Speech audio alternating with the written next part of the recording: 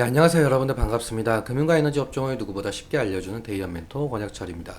오늘 리드코프라는 기업 리뷰해보도록 할 텐데요. 리드코프는 여러분들도 아시다시피 석유사업, 휴게소 사업, 대부업을 진행을 하고 있는 회사이죠. 오늘 말씀드릴 내용은 2023년도 영업이익이 적자 이유가 부동산 업황 부진이라고 해서 이 대부업에 관련해서 집중적으로 말씀을 드리려고 하는데요. 그렇다면 이 부동산 PF 상황 알아야 하는데 이제 총선이 끝나고 이 부동산 PF 사태 해결책 이슈가 조금씩 나오고 있어서 이 부분 같이 한번 확인해 보면서 천천히 나눠보려고 합니다. 먼저 시작하기 전에 저희 데이업 채널에 오시면은 모든 종목들을 커버해드리고 있으니까 찾아주시면 정말 감사하겠고, 제 영상도 끝까지 지켜봐 주시면서 댓글로 궁금하신 것들 남겨주시면은 다음 영상에서 말씀을 드리도록 하겠습니다. 그러면 리드코프 바로 보도록 할게요. 리드코프 같은 경우 이 석유 사업과 소비자 금융 사업, 즉 대부업이죠.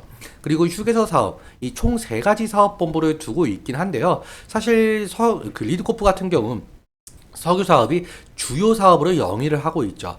그런데 이 리드코프의 공시를 보시자면 2023년도 영업이익이 지금 적자 전환한 것을 좀 보실 수가 있어요. 당기 순이익도 적자는 아니지만 마이너스 71%좀 낮은 수치를 좀 보이고 있는데요. 이 손익구조 변동 주요 원인이 부동산 경기 악화에 따른 담보 부실화로 인한 대손 충당금이 증가했다라고 한답니다. 사실 리드코프 같은 경우 이 대부업을 하면서 PF 대출도 같이 진행을 하고 있는 것을 좀 확인을 할 수가 있을 것 같은데요. 2022년 기사이긴 한데요. 이게 이때부터 사실 부동산 업황이 상당히 좋지 못하는 흐름을 보여줬었죠. 그래서 이 리드코프도 이 신규 대출 규모를 상당히 축소한 모습을 좀 보여주고 있는데, 그래서 이 리드코프도 이러한 PF 관련해서 좀 적자가 나왔다라는 판단 좀 할 수 있을 것 같습니다. 그렇다면 이 근본적인 원인이 부동산 PF 연체가 왜 생겨나고 있는지 그 부분 함께 살펴보도록 할 텐데요. 먼저 부동산이 어떻게 개발되는지 좀 살펴보아야 하는데, 먼저 시행사 같은 경우는 이 지주에게 땅을 사야 됩니다. 땅을 사야 되는데 사실상 뭐 서울이나 인천, 수도권 같은 경우 땅을 한번 살 때 상당한 금액이 들어가게 되잖아요. 그래서 이때 대출을 받아서 땅을 사게 됩니다. 여기서 토지 소유권이 아직 넘어오지 않는 상태이기도 하고, 인허가가 나올지 불확실해서 1금융권은 참여를 안 하고 2금융권이 참여를 하는 이 브릿지론을 좀 대출을 받거든요. 그래서 이 금융권이 참여를 하다 보니까 상당히 금리가 높은 것을 좀 볼 수가 있어요. 이 대출을 브릿지론이라고 하고 있고, 그 이후에 토지 매입이 끝나고 인허가도 받으면 공사가 시작이 되겠죠. 그래서 여기서 금리가 비싼 이 브릿지론을 본 PF로 변경하는 게 싼 대출로 갈아타는 거죠. 그래서 이 본 PF로 갈아타게 되는데, 이 PF가 나오면서 브릿지론을 상환하게 되고 남은 금액으로 실제 건설이 진행되고 있습니다. 그런데 여기서 두 가지 위험성이 있거든요. 첫째로 이 본 PF 대출이 안 나오게 되면은 이 브릿지론을 상환을 할 수가 없게 되는 거죠. 그래서 연체가 생긴다는 것이고, 둘째로 본 PF가 나오면서 건설을 진행을 해도 사실상 건설이라는 것은 뭐 분양이 돼야 될 거 아니에요. 분양이 되면서 돈을 벌어야 되는데, 그래서 분양이 안 되면서 본 PF 대출을 못 하게 돼서 연체가 생기게 되는 거죠. 그래서 이번 부동산 PF 사태 같은 경우 사실 이 두 가지 모두 해당되는 부분이 상당히 많습니다.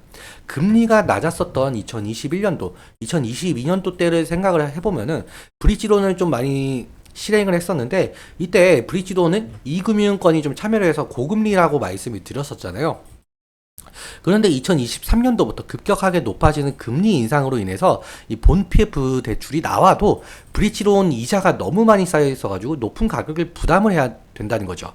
그리고 나머지 한 가지는 이 높은 부동산 가격으로 사람들이 이 부동산을 좀 분양을 안 하다 보니까 넘쳐나는 미분양으로 인해서 본 PF 대출을 갚지 못하는 상황이 발생을 하게 된 거죠.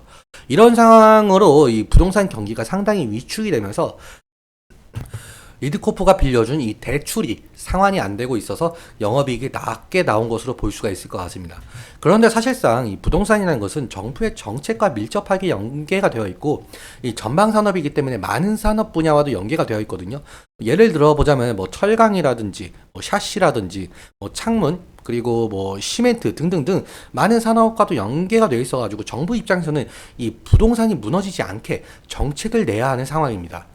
그런데 이제 4월 총선에서 야당이 이겼잖아요. 그래서 이 부동산 PF 같은 경우 어느 정도 이제 슬슬 이슈가 나오고 있는 모양새로 보이고 있는데 지금 부동산 PF 해결하기 위해서 이제 슬슬 이슈가 나오고 있거든요. 이 부동산 PF 돈 넣는 은행 그리고 보험사에게 당근을 준다라고 한답니다. 사실상 이 부동산 PF 정상화 방안을 위해서 이 같은 정책을 좀 내세운 것 같은데요. 현재 유력한 방안은 이 신디케이트론, 즉 공동대출과 같은 공동융자 방식과 PF 펀드 공동 조성인데요. 다수 금융사가 참여를 하면서 개별 금융사의 뭐 부담을 낮춰준다라는 전략 같습니다. 세제 혜택도 거론이 되면서 금융사들이 PF 사업장을 인수하게 되면서 발생하는 취득세까지 감면하는 방안까지 고려 중이라고 하는데요. 사실 이런 정책을 내세우면서 부동산 PF를 좀 안정화시키려고 하는 것 같습니다. 그렇다면 다시금 부동산 경기가 살아나게 된다고 한다면은 이 리드코프의 영업이익이 어느 정도 올라올 가능성이 있겠죠. 그렇다면 주가의 방향성도 좋은 흐름을 가져올 가능성이 높겠는데요. 그럼 마무리로 차트 보면서 설명 마무리 짓도록 하겠습니다. 리드코프 같은 경우 2020년도 그리고 21년도까지만 해도 부동산 붐이었어가지고 이렇게 상승했던 걸로 보여지고 있는데 그런데 2022년도 말부터 현재까지 뭐 레고랜드 사태라든지 새마을금고 부실 논란, 건설사 PF 문제, 최종적으로 태형건설 부도까지 부동산에 대한 악재밖에 없는 상황이었죠. 그래서 이로 인해서 이 리드코프의 주가에도 좀 반영이 된 것으로 보이고 있는데요. 사실 이 단기적 대응이라고 해야 될지 모르겠지만 리드코프 같은 경우 지금 상당한 하락을 했기 때문에 리스크적인 좀 관리는 필요할 것 같다라고 말씀을 드리고 싶습니다. 그리고 지금 아직까지는 부동산에 대한 정책 이슈 나오고 있는 상황이긴 하지만 어느 정도 긴 시간이 필요하기 때문에 이 리드코프 같은 경우 어느 정도 긴 시간이 필요할 것 같다 라고 볼 수가 있을 것 같은데요. 일단 아무튼 이 금일 흐름 같은 경우 20일 이평선을 좀 돌파해준 모습으로 보이고 있는데 20일 이평선을 좀 돌파해주면서 이 장기 이평선이 120일 이평선과 240일 이평선까지 돌파를 해준다라고 한다면은 사실상 뭐 추세가 변경되는지도 좀 지켜봐야 되는 부분인 것 같습니다. 아무튼 리드코프 같은 경우 부동산 관련 이슈가 나올 때마다 제가 지속적으로 말씀을 드리도록 할 텐데요. 오늘 내용 여러분들께 도움이 되셨다면 구독과 좋아요 부탁드리고 오늘 말씀드린 내용과 차트적인 부분에 대해서는 제 개인적인 견해가 있을 수밖에 없기 때문에 여러분들의 주관적인 견해와 함께 투자를 현명한 선택하셨으면 좋겠습니다. 오늘도 시청해주셔서 감사하고 지금까지 멘토 권혁철이었습니다. 감사합니다.